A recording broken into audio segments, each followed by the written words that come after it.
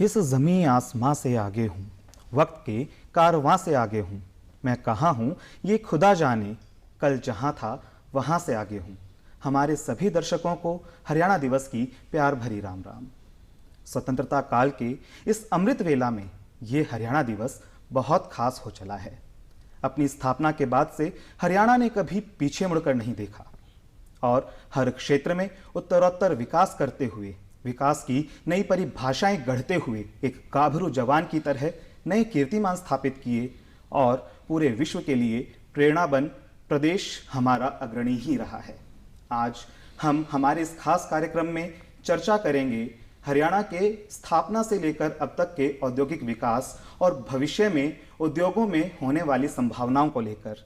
आज इस खास कार्यक्रम में हम चर्चा करेंगे हरियाणा के औद्योगिक विकास को लेकर और भविष्य में होने वाली संभावनाओं पर। हमारे साथ स्टूडियो में मौजूद हैं प्रसिद्ध अर्थशास्त्री प्रोफेसर नरेंद्र बिश्नोई जी और प्रसिद्ध उद्योगपति श्री कर्णदेव तायल जी। आप दोनों का बहुत बहुत स्वागत है हमारे इस खास कार्यक्रम में। बिश्नोई जी, हरियाणा जो है भौगोलिक दृष्टि से बहुत ही महत्वपूर्ण स्थान पर है। हमारे एक और राष्ट्रीय राजधानी क्षेत्र है और एक और ट्राई सिटी है। जब हम औद्योगिक विकास को देखते हैं तो एनसीआर के आसपास जो क्षेत्र हैं, गुड़गांव, फरीदाबाद, पानीपत, सोनीपत, यहाँ पर औद्योगिक विकास ज़्यादा है बजाय के अगर हम ट्राई सिटी, चंडीगढ़, मोहाली और पंजाब के क्षेत्रों की बात करें तो वहाँ पर ये जो गति है, रफ्तार है, ये कम है। तो ये जो लूप है जो बीच में आता है, ये इसका कारण क्या है? धन्यवाद।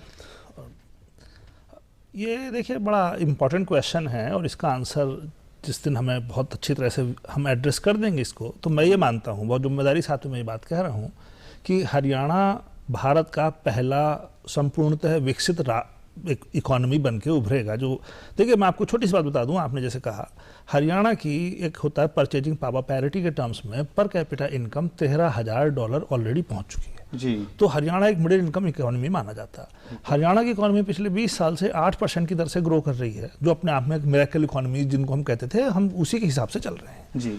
इंडस्ट्री और भी 10% के लगभग ग्रो कर रही है। तो आप देखें Haryana is doing exceptionally well. Per capita income में हरियाणा इस समय इंडिया में जो मेजर स्टेट्स होते हैं, अगर जो हम दिल्ली, सिक्किम, गोवा, पौंडीचेरी को छोड़ दें, चंडीगढ़ को, ये सिटी वाले जो होते हैं, तो हरियाणा इंडिया में नंबर 1 है। तो जहाँ तक ग्रोथ की बात है, जहाँ तक आपके पर कैपिटा इनकम और ओवरऑल इकोनॉमी है, तो बहुत अच्छा हमारा काम चल रहा है। लेकिन जो एक समस्या आ गई है, जो आप कह रहे हैं, मैं इसको और भी गहराई से देखता हूँ तो मिलता है कि एक समय था हमारे यमुनानगर में, बहुत जगाधरी में आप देखें बर्तनों का था, यमुनानगर में उसका प्लाईवुड का काम था, अंबाला में काफ़ी रहा है साइंटिफिक इंस्ट्रूमेंट्स का किसी टाइम पे, सोनीपत में, पानीपत में, और एक होती थी रूरल इंडस्ट्रीज जिसको हम कहें कि भाई ऑयल मिल्स हैं, पल्स मिल्स हैं, जो ग्रामीण क्षेत्र को सीधे कनेक्ट करती थी। तो हरियाणा में ये बहुत फ्लरिश करा करती थी 70s 80s में खास तौर पे। तो उसके बाद में जैसे देखिए 1990 के बाद में एक जो मुद्दा बना कि न्यू इकोनॉमिक पॉलिसी आई, तो उसमें ये हुआ कि गवर्नमेंट वुड नॉट, जो गवर्नमेंट है ना, इंटरफेरेंस नहीं करेगी इंडस्ट्री को लगाने में जी। तो उससे पहले गवर्नमेंट किया करती थी। तो हिसार में भी आप देखें, जैसे करण जी हमारे पास में बैठे हुए हैं, स्टील इंडस्ट्री बड़ी फ्लरिश करती थी, पीवीसी पाइप्स का यहाँ बहुत अच्छा काम था। लेकिन 1991 के बाद में चूंकि पॉलिसी में ये हुआ कि गवर्नमेंट कोई इंटरफेरेंस नहीं करेगी, तो वो फिर सारी इंडस्ट्रीज एक तरह से फरीदाबाद, गुड़गांव जो हैं, ये दिल्ली के पास में केंद्रित होनी शुरू हो गई। और आज की तारीख में गुड़गांव, फरीदाबाद तो बहुत ज़्यादा डेवलप हो गए। मेरी जहाँ तक जो मेरी समझ है, देखा है मैंने, इवन पानीपत की इंडस्ट्री भी बहुत अच्छा नहीं कर रही है। तो इसमें एक बहुत छोटी सी बात मैं समझता हूँ, बड़ी गहरी बात है, इसको हम समझ सकें तो हमारे देश में एमएसएमई को हमने कभी ये नहीं सोचा कि जब आज छोटा बिजनेस हो, कल को बड़ा कैसे होगा। इसी वजह से जब आप देखेंगे अंबाला से लेके करनाल, पानीपत, सोनीपत, सब जगह पे जो छोटी बिजनेसेस थे वो ग्रो करके बड़े नहीं बन पाए, चाहे 40 साल हो गए। तो आपकी बात का जवाब इसी में है कि मैं सरकार को भी यहाँ पे एक आपके माध्यम से कहना चाहूँगा कि वो जो एमएसएमईज हैं उनको अगर जो हम कोई ऐसा तरीका निकालें, बहुत सारे तरीके निकल सकते हैं, जैसे स्टार्टअप में गवर्नमेंट ऑफ इंडिया ने किया है, लेकिन जो एग्जिस्टिंग इंडस्ट्रीज हैं उनको स्मॉल से बिगर बनाने में हम थोड़ी सपोर्ट कर दें, उनको मदद कर दें, तो उससे मैं समझता हूँ कि हम जो रीजनल डिस्ट्रीब्यूशन ऑफ इंडस्ट्रीज है उसको बहुत सपोर्ट मिल सकता है। तो ये मेरा मानना है जी। बिल्कुल, आप स्टील उद्योग से जुड़े हुए हैं। एक दौर था जब लाइसेंस राज, इंस्पेक्टर राज, इस दौर से स्टील इंडस्ट्री गुजरी है और अब सरकार ने चीज़ों को सिंप्लीफाई किया है, बहुत से बदलाव हुए हैं। तो जो हैवी इंडस्ट्रीज़ हैं उनको सरकार से और क्या उम्मीदें हैं, मतलब क्या और ऐसे सुधार या बदलाव की ज़रूरत है जो इनको प्रोत्साहन मिले, इनमें बढ़ावा हो? धन्यवाद। नहीं, स्टील इंडस्ट्री जैसा आपने कहा बहुत पिछले 10-15 सालों में काफ़ी ग्रो करी है जी। और हरियाणा में भी काफ़ी ग्रोथ हुई है। हिसार में अगर आप देखें तो यहाँ पे वर्ल्ड का 6th largest stainless steel producer Jindal stainless है। बहुत ट्यूब इंडस्ट्री भी यहाँ पे ग्रो करी है हरियाणा में पिछले 10 सालों में। एंड आई थिंक जैसे प्रोफेसर साहब कह रहे हैं, हरियाणा वहाँ पे खड़ा है कि we can grow even faster and even more आने वाले 10-15 सालों में। जी बिल्कुल। तो उसके लिए हमें सरकार से थोड़ी उम्मीदें क्या है कि हमारे इंफ्रास्ट्रक्चर डेवलपमेंट है जो एक MSME इंडस्ट्री के लिए ज़रूरत है, वो थोड़ा फास्ट ग्रो करना चाहिए। आज हरियाणा में जो इलेक्ट्रिसिटी कॉस्ट है वो अगर आप इंडिया से कंपेयर करें वो हाई, मतलब काफ़ी हाई है as compare to Rajasthan, Punjab, अगर आप इंडस्ट्रियल बिजली के टेरिफ्स देखें। जी। Plus the quality of power वो काफ़ी ख़राब है, मतलब दिन में 7-8 बार ट्रिपिंग होती है, आंधी तूफान आता है तो पावर कट जाती है। तो वो सारी चीज़ें डेवलप होनी चाहिए for the industry to grow.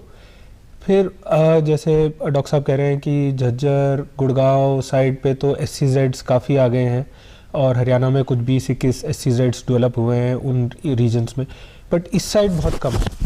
तो अभी ये एयरपोर्ट आने से कुछ इंटीग्रेटेड हब की बात चल रही है, तो हमें उम्मीद है कि ये भी डेवलप होगा, तो which will result in the growth of Haryana. बिल्कुल, आप दोनों ने बात की कि गवर्नमेंट जो है वो कोऑपरेट करे, तो भारत जो है वो एक IT हब के रूप में भी स्थापित हो रहा है और हरियाणा गुड़गांव जो है वो अपने आप में मिसाल है IT के क्षेत्र में।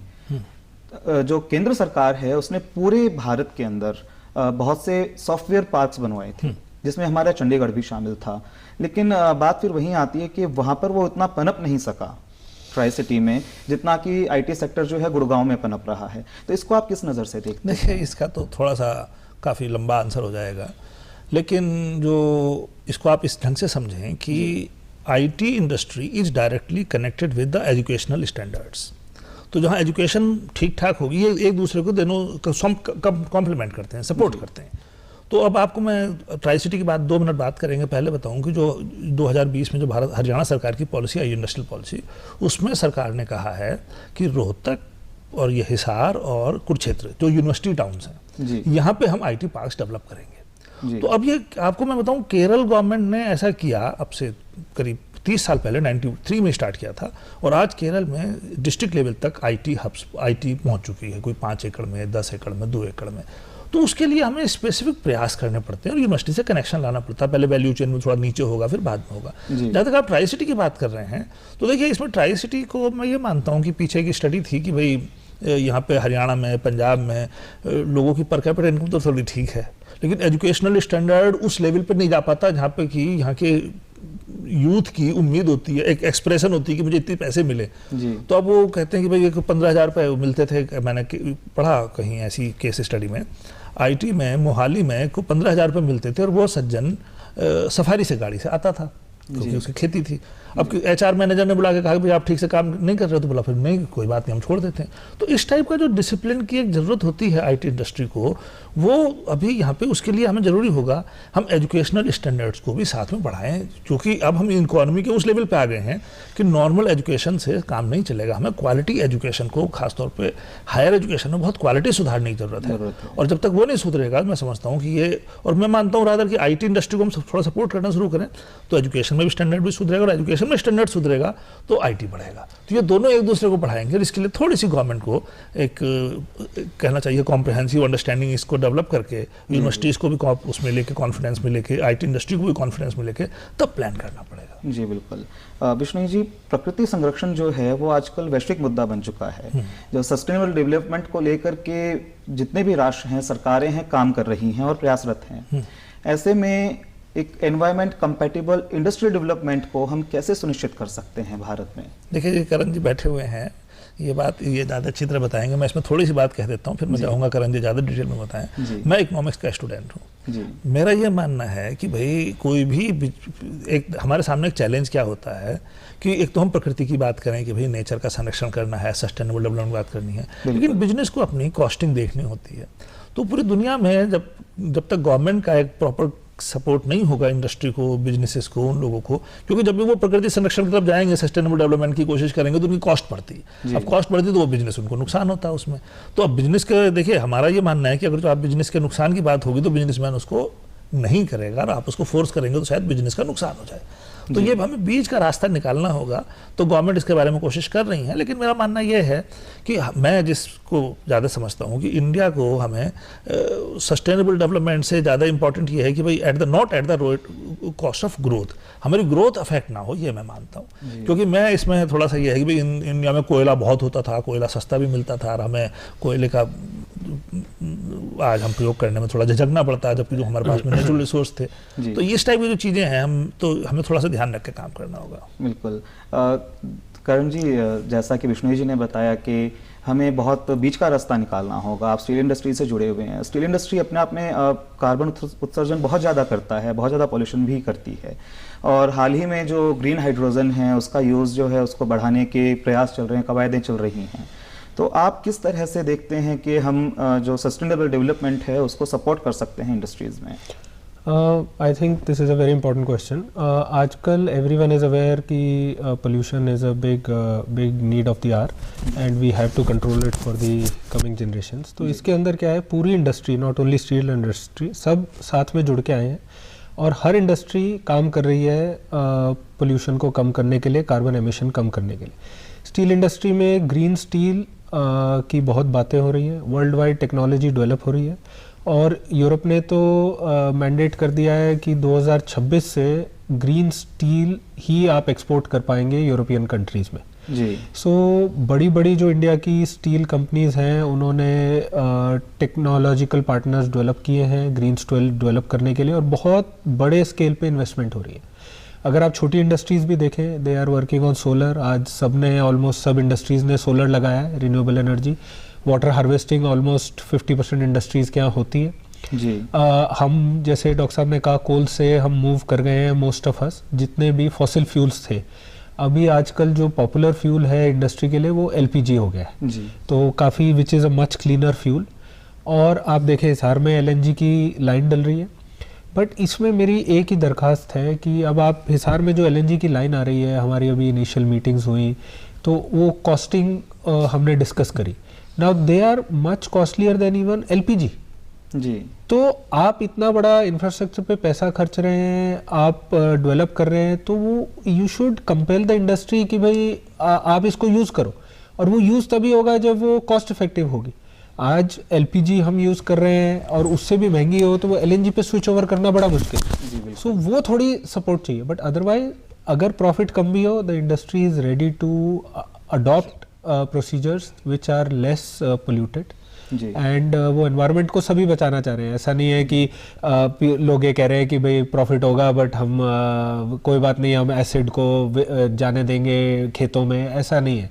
आजकल एवरीवन इज अवेयर। तो देखिए, पर्यावरण को भी बचाना है, इंडस्ट्री को भी बचाना है। एग्जैक्टली। ये हमें थोड़ा सा बैलेंस, इस बात का ध्यान रखना है कि पर्यावरण के नाम पे इंडस्ट्री को बिल्कुल कोई दिक्कत ना आ जाए ज़्यादा, इस बात का हमें ख्याल रखना। जी बिल्कुल। करण जी ने इंफ्रास्ट्रक्चर की बात की है, तो सरकार जो है इंफ्रास्ट्रक्चर को काफ़ी पुश कर रही है। दक्षिण हरियाणा को इंफ्रास्ट्रक्चर में काफ़ी सौगातें मिल रही हैं। अभी हाल ही में हिसार में एक लॉजिस्टिक एयरपोर्ट भी एस्टेब्लिश हो रहा है। तो इसे आप किस तरह से देखते हैं कि हमें क्या आर्थिक फ़ायदा दक्षिण हरियाणा को इन सब चीज़ों से मिलेगा?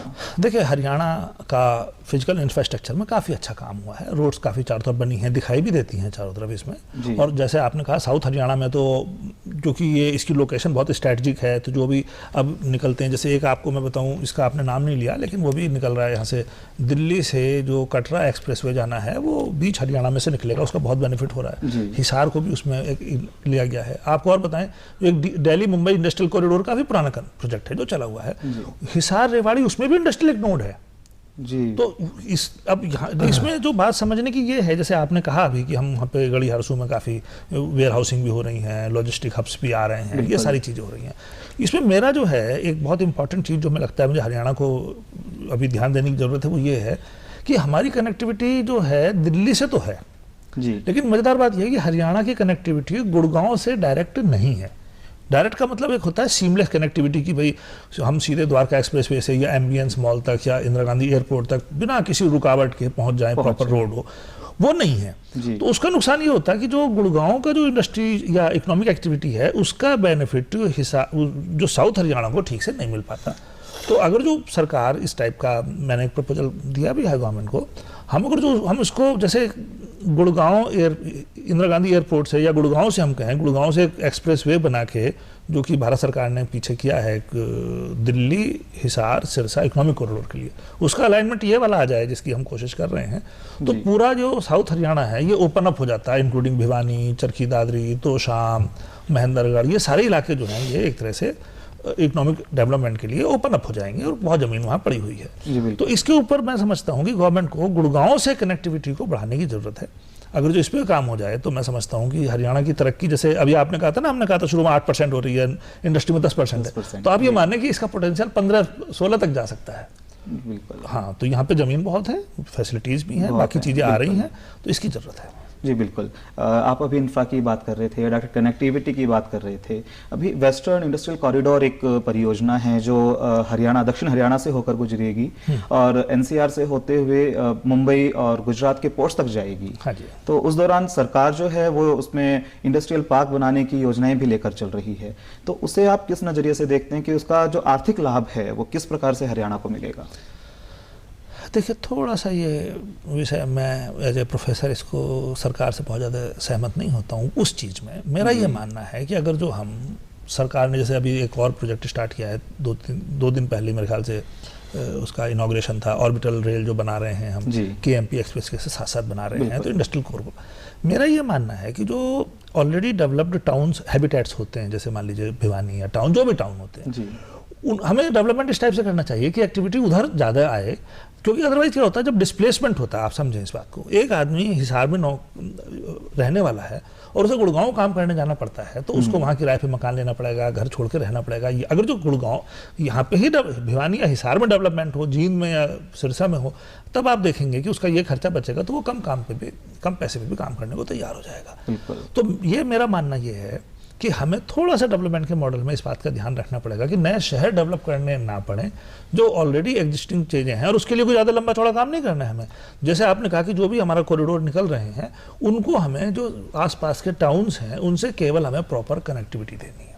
तो अगर हम प्रॉपर कनेक्टिविटी दे दें तो वहाँ पे उन लोगों को उसमें विकास में भागीदारी काफ़ी ज़्यादा आसान हो जाएगी। ये मेरा मानना है। अदरवाइज जो मैं इसको वर्ड यूज करता हूँ डिस्प्लेसमेंट कॉस्ट, तो डिस्प्लेसमेंट कॉस्ट में क्या है कि अगर जो आपने अपनी जगह छोड़ कर 50 किलोमीटर दूर भी रहने जा रहे हैं तो आपका घर भी छूट गया, खर्चा भी बढ़ गया, और एक साइकोलॉजिकल भी रहता है, भी खाने का भी इंतजाम करना है, रहने का भी करना है। तो ये कई छोटी छोटी चीज़ें हैं, अगर जो हम इनको ध्यान कर लें तो मैं समझता हूँ कि हमारा डेवलपमेंट में ये, और मैं कहना चाहिए पीपल सेंट्रिक हो जाएगा। बिल्कुल बिल्कुल। करण जी, अभी बिश्नोई जी ने एक टर्म यूज़ की थी MSME स्टार्टिंग में, तो जो ये माइक्रो स्मॉल मीडियम एंटरप्राइजेज हैं ये किसी भी उद्योग का आधार होती हैं और भारत में MSME बहुत सारे हैं, तो इनको लेकर जो समस्याएं पेश आ रही हैं वो आपकी नज़र में क्या हैं?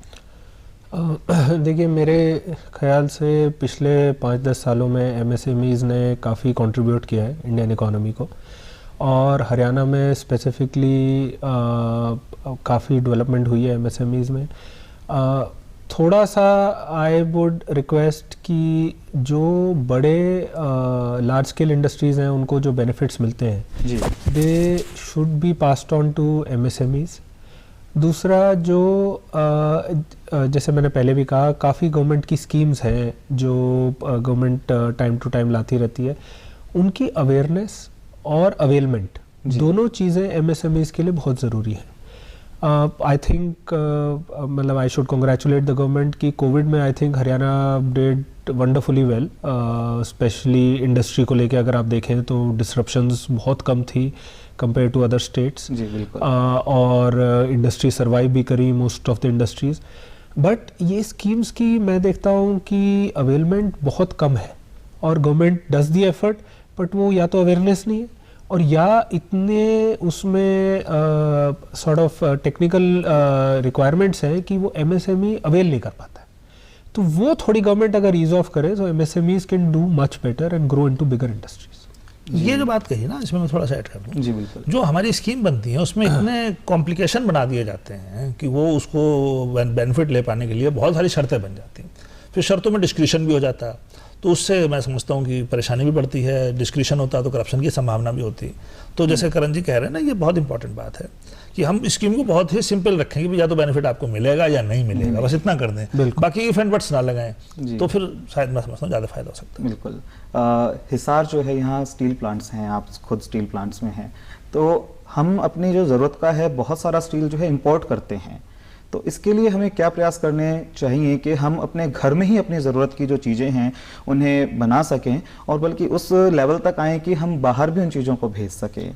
करण जी। अंकित जी, एक्चुअली ये बहुत इंपॉर्टेंट पॉइंट है, स्पेशली स्टील इंडस्ट्री के लिए। जी। क्या है, मैं थोड़ा सा आपको इसमें विस्तार में बताना चाहूँगा। एक तो इंडिया में जो क्वालिटी बन रही है आज, चाहे आप वो स्टील लीजिए, चाहे आप स्टेनलेस स्टील लीजिए, जी, वो वर्ल्ड वाइड एक्सेप्टेड क्वालिटी है।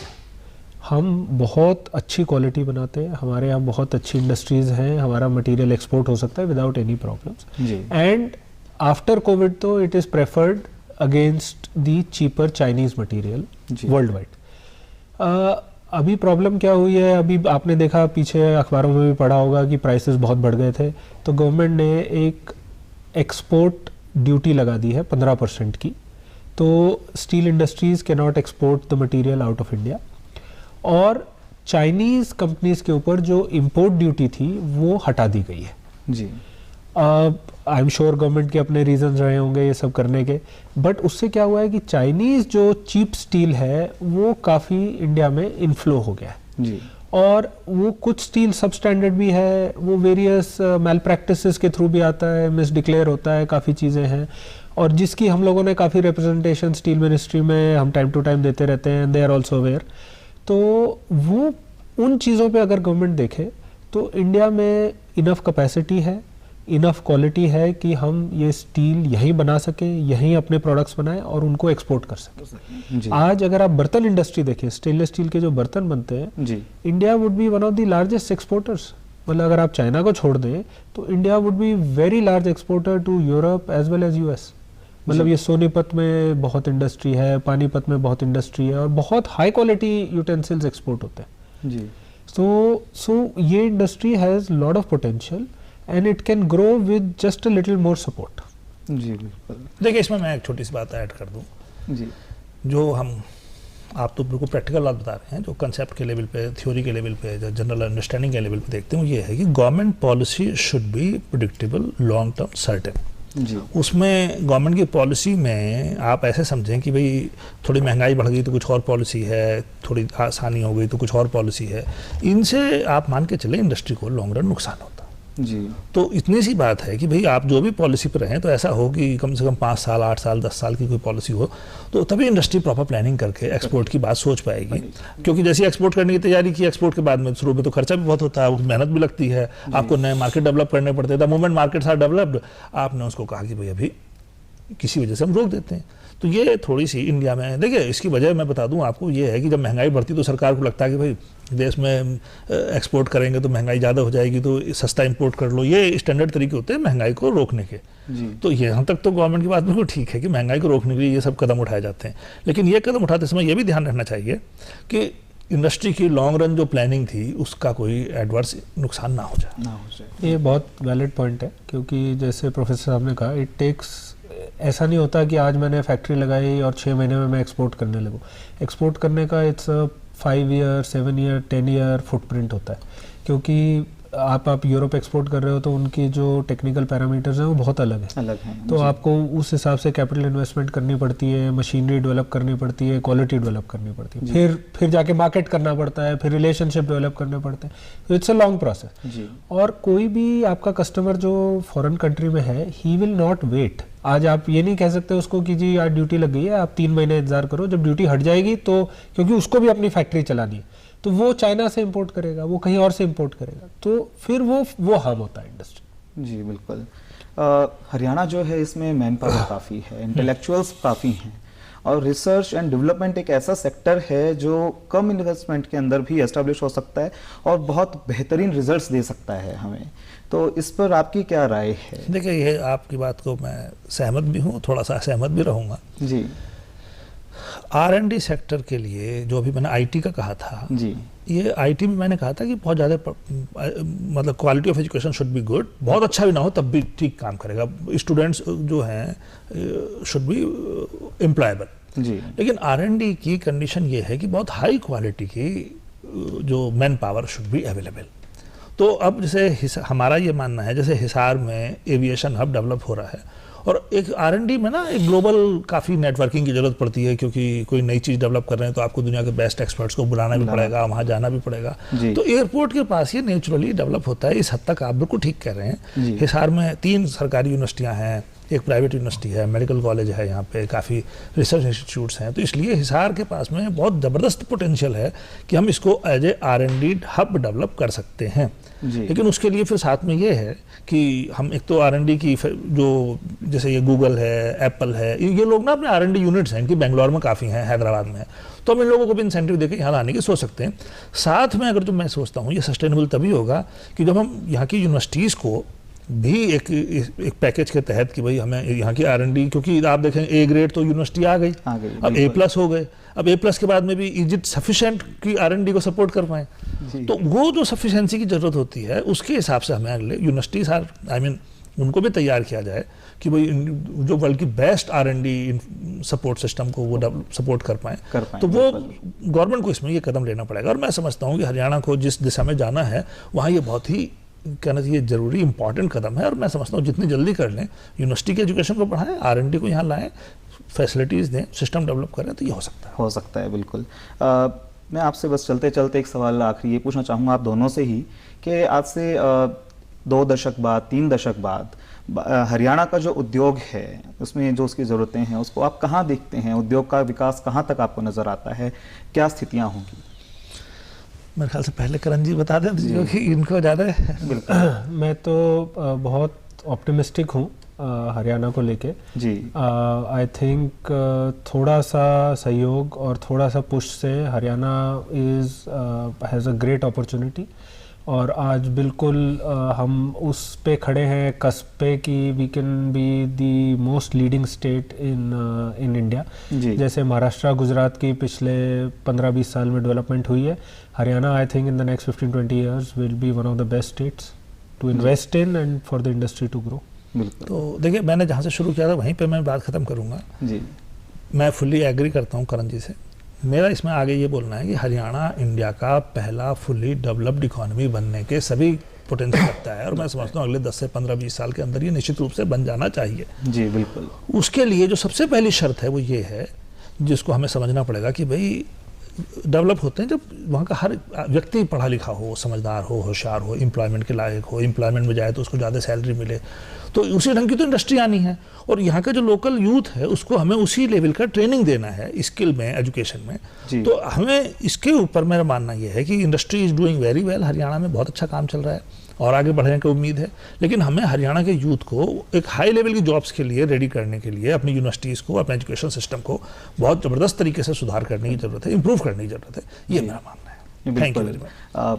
बहुत बेहतरीन जानकारी आपने साझा की, और हमारे लिए एक बहुत ही गर्व का विषय है कि हरियाणा जो है वो देश के अग्रणी प्रदेशों में शुमार होता जा रहा है। पर कैपिटा इनकम हो या विकास की रफ्तार हो, सब में हम बहुत बेहतरीन कर रहे हैं।